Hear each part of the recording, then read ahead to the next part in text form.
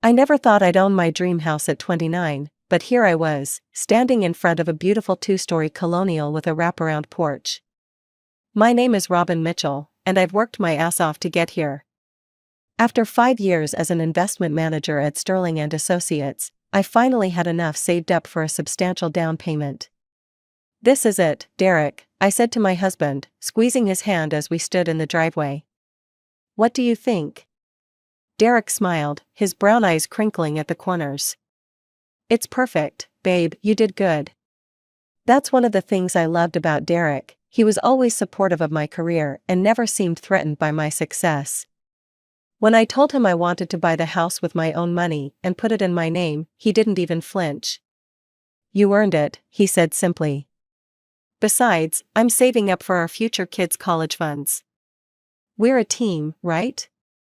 I remember hugging him tight that day, thinking how lucky I was to have such an understanding partner. Most guys I knew would have thrown a fit about their wife buying a house, but not Derek. He worked as a high school teacher, and while his salary wasn't anywhere near what I made, he never complained or acted jealous. The day we moved in, I couldn't stop smiling. The house was everything I'd dreamed of: 4 bedrooms, 3 bathrooms, a gourmet kitchen, and a backyard perfect for future barbecues and kids' birthday parties. I'd made sure to put down enough money so the monthly mortgage payments wouldn't strain us too much. Being an investment manager had taught me the importance of living within our means. "You know what we should do," Derek said as we unpacked boxes in the kitchen. "We should have dinner with my parents this weekend. They'll want to see pictures of the house." "That's a great idea," I agreed, unwrapping our wedding china.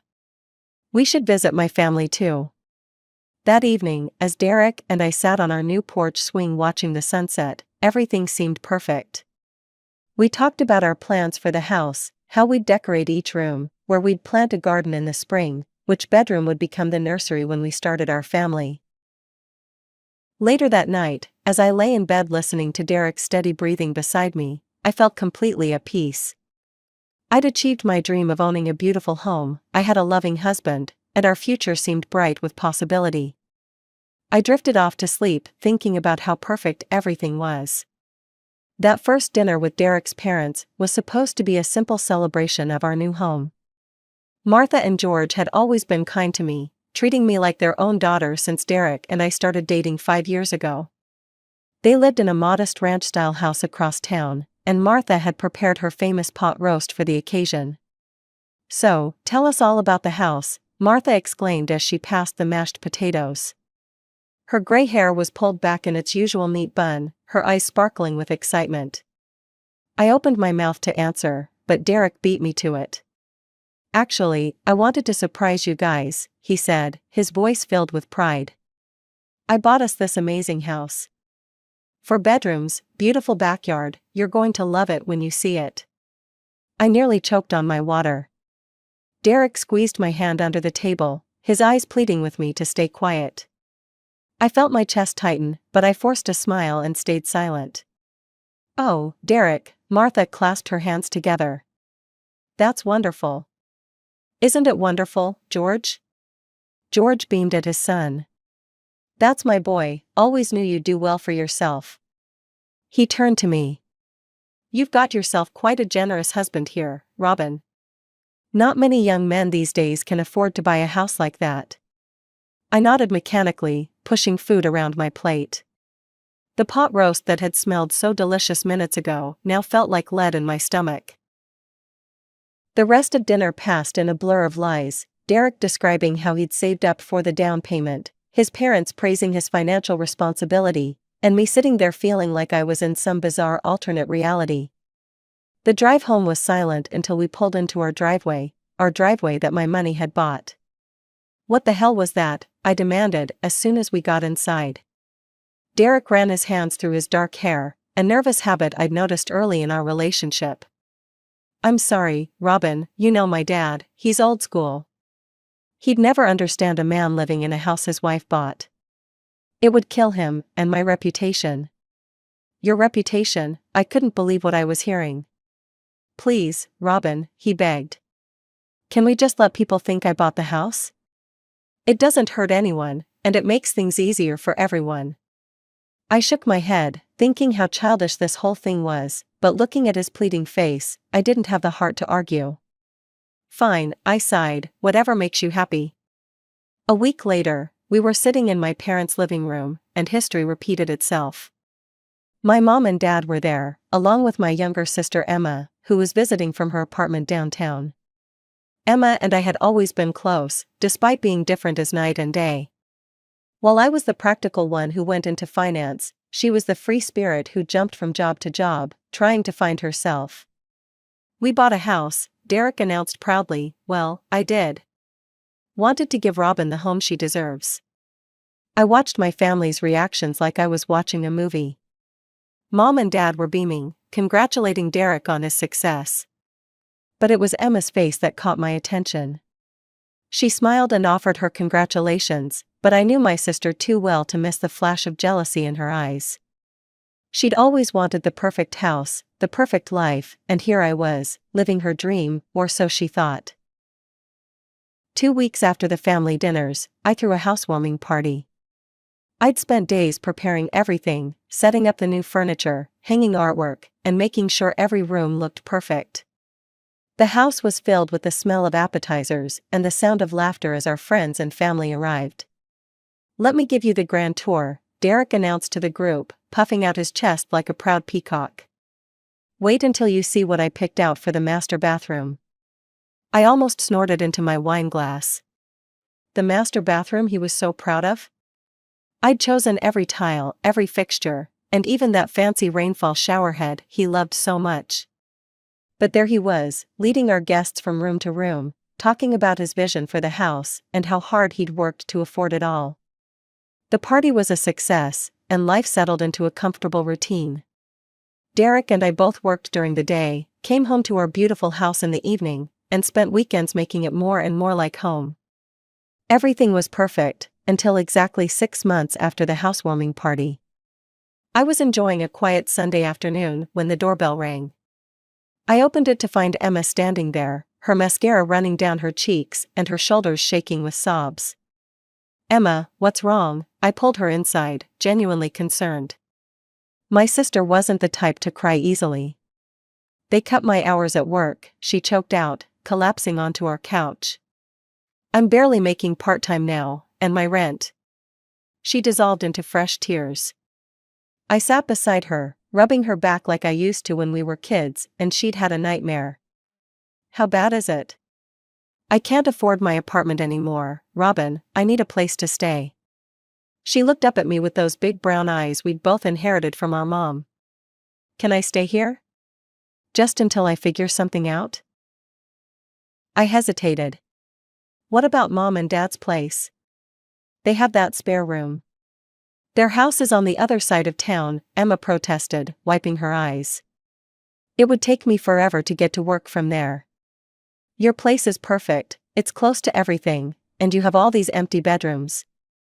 "I don't know, Emma, let me think about it." She nodded reluctantly, and I promised to call her later. Not 10 minutes after she left, my phone rang. It was Mom. "Robin, your sister just called me crying," she said without preamble. "You have to let her stay with you. She's family." That evening, I discussed it with Derek over dinner. "Emma needs a place to stay," I explained, pushing my pasta around my plate. "She's in a tough spot with work, and she should stay with us," Derek said immediately. "We have the room, and she's family. It'll be fun having her around." I looked at him in surprise. Derek had always gotten along well with Emma, but I hadn't expected him to be so enthusiastic about having a houseguest. A few days later, Emma moved in. I helped her set up in one of the spare bedrooms, the one with the best morning light that I'd been planning to turn into a home office. The first few weeks weren't bad at all. In fact, they were surprisingly pleasant. I'd come home from a long day at the investment firm to find dinner on the table, not just takeout or simple pasta, but real, home-cooked meals. The house was spotless, laundry was always done, and Emma seemed genuinely happy to help. But then things started to change. It was subtle at first, so subtle that I wondered if I was imagining it. "Here's your coffee, Derek," Emma would say at breakfast, setting down his mug with a flourish. "Black with just a hint of sugar, exactly how you like it." "Robin always makes it too sweet, doesn't she?" Or she'd be folding laundry and comment, "I noticed your shirts were always wrinkled before, Derek. A little extra care makes such a difference, don't you think?" I tried to ignore it, but the constant comparisons were getting under my skin.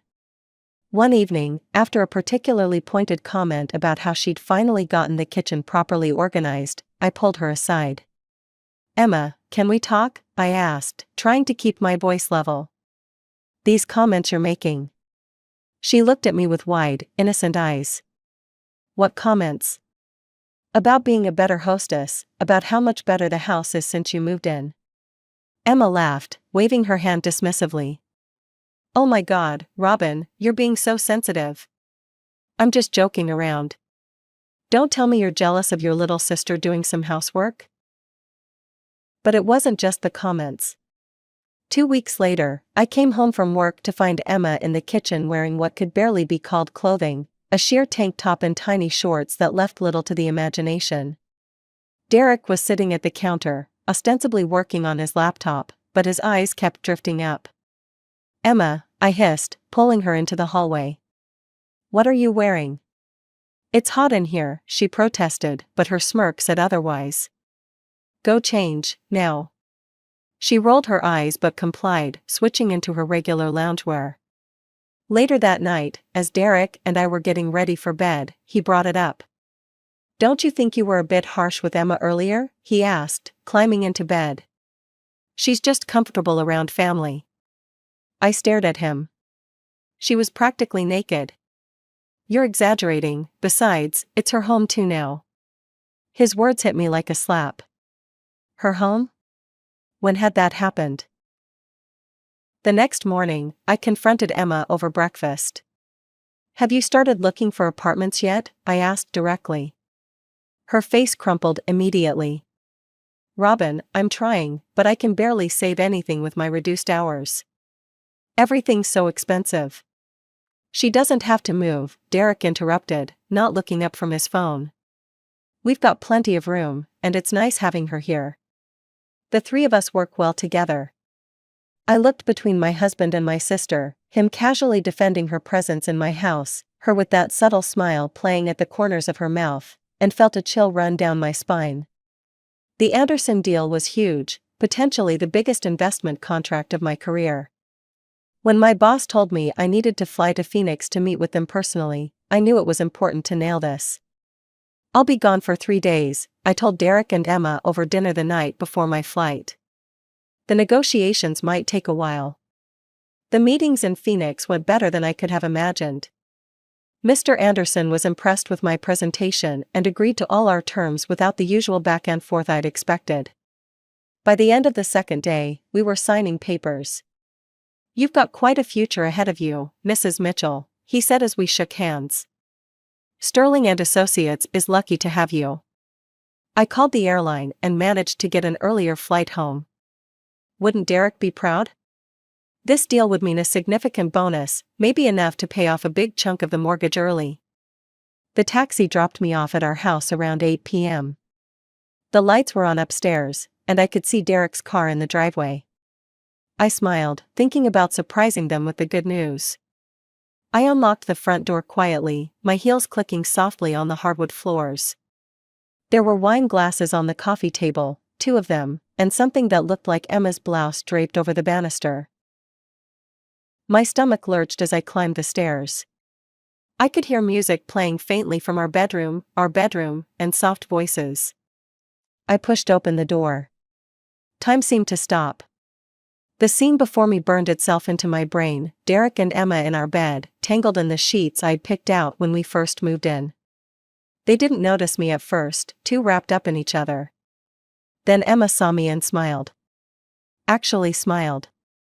"Robin," Derek scrambled to cover himself. This isn't. I can explain." Emma stretched lazily and got up, not bothering to cover herself. "Oh, don't bother explaining, Derek." She started collecting her clothes from the floor. She was bound to find out eventually. I stood frozen in the doorway, my hands shaking. How long? My voice sounded strange, distant. A few weeks now, Emma said casually, pulling on her clothes. We're in love, aren't we, Derek? Derek looked like he might be sick. Oh, and there's one more thing, Emma added, her hand drifting to her stomach, I'm pregnant. Found out a few days ago. Derek's head snapped up, his face going pale. Clearly, this was news to him too. Get out, I whispered, then louder, both of you, get out of my house. Emma laughed, actually laughed. Your house? Oh, honey, I think you're confused. She turned to me with a vicious smile. This is Derek's house, he bought it, remember? You have 1 hour to pack your things and leave. I stood there, staring at my sister as the reality of the situation hit me. She had believed the lie. All this time, she thought she was stealing a wealthy man and his house. She had no idea that everything, every single thing around us, was mine. I couldn't help it, I started laughing. The sound bubbled up from somewhere deep inside me, slightly hysterical, but unstoppable. Emma's face twisted in confusion. What's so funny? You're being kicked out of your home and you're laughing? I wiped tears from my eyes, still chuckling. Oh, Emma, sweet, delusional Emma. This house? The one you think you're going to live in with my cheating husband? It's mine. Every brick, every tile, every piece of furniture, I bought it all. You're lying, Emma spat, but I could see uncertainty creeping into her eyes. The Mercedes Derek drives? Also mine. I bought it last year because he said his old car wasn't professional enough for a teacher. I turned to Derek. Tell her the truth. Derek seemed to shrink under Emma's fierce gaze. It's true, he mumbled, staring at the floor. Everything belongs to Robin. I just told everyone I bought it because I wanted to look successful. The color drained from Emma's face. She grabbed one of our decorative pillows, the ones I'd spent hours picking out, and started hitting Derek with it. You liar. You pathetic, worthless liar. Both of you, stop, I said, my voice cutting through Emma's screams and Derek's attempts to defend himself. I'm done with this circus. You have 1 hour to pack your things and get out of my house. But, Derek started.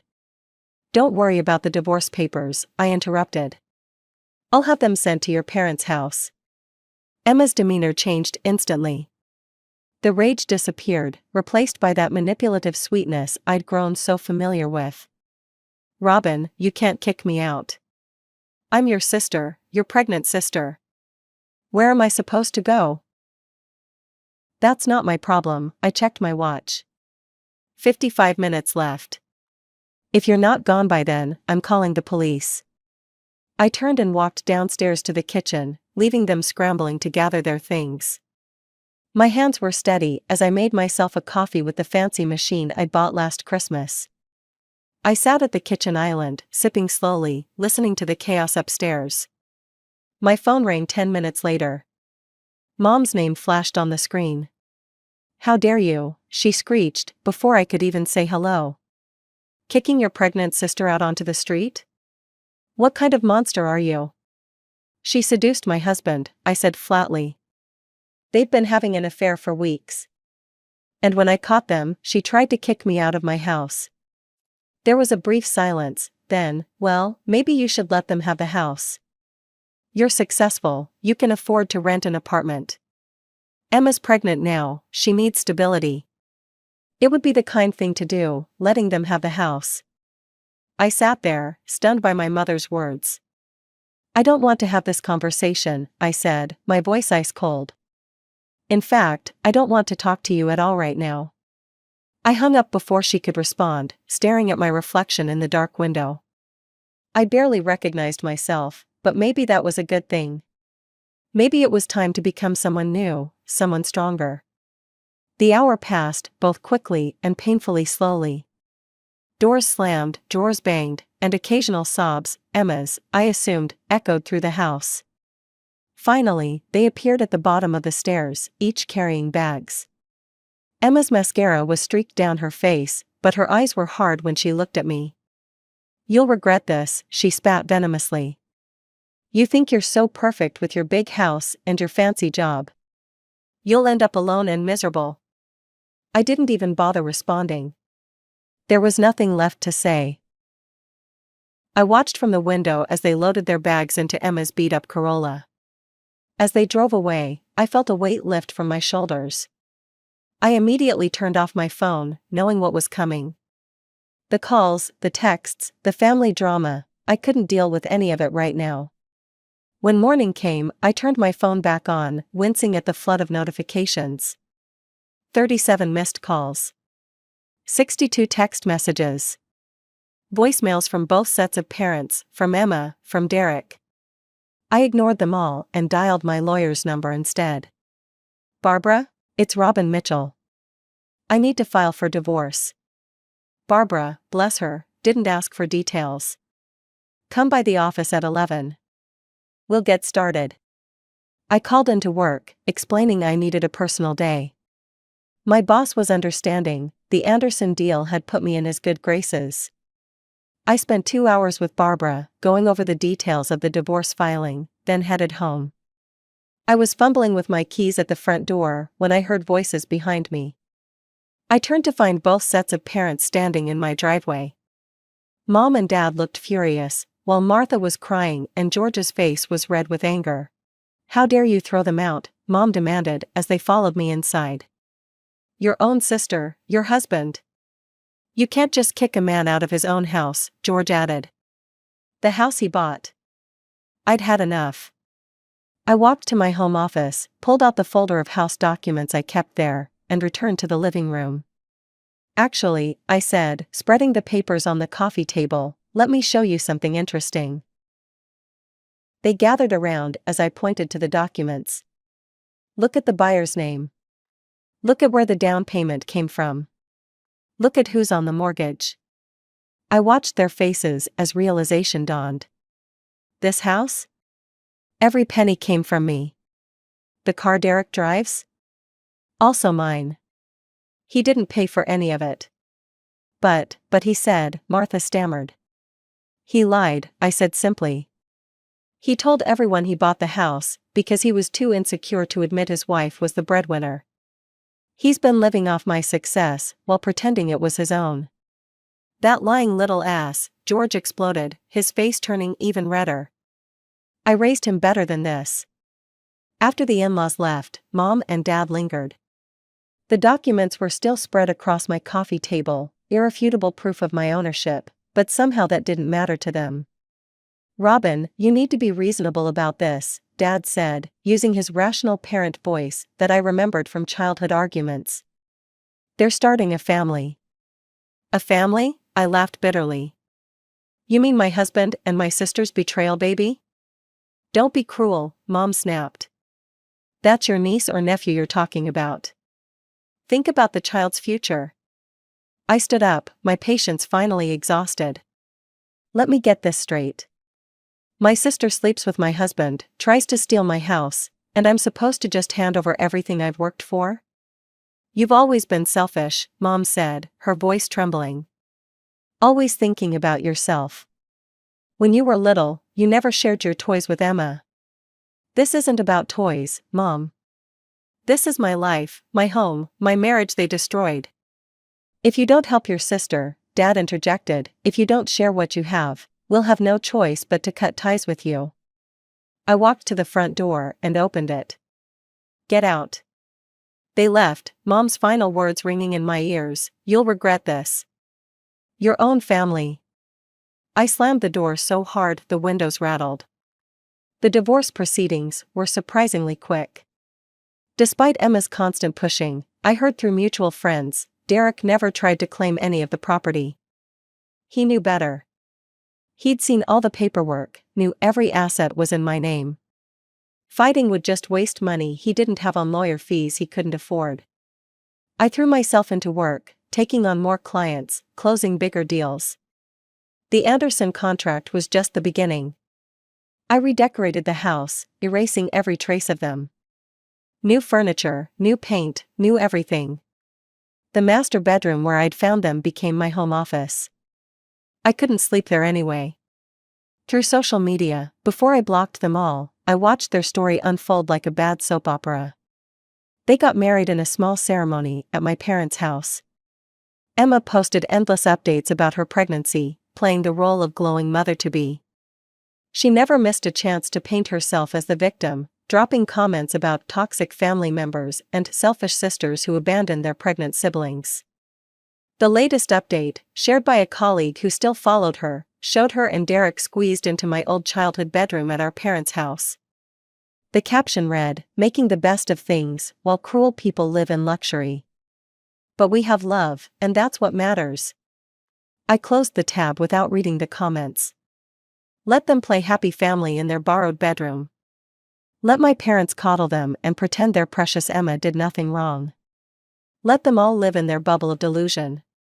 Me? I'm doing just fine. The house is peaceful now, filled with only my things, my choices, my life. Sometimes silence is better than toxic company, and sometimes the family you're born into isn't the family you need to keep.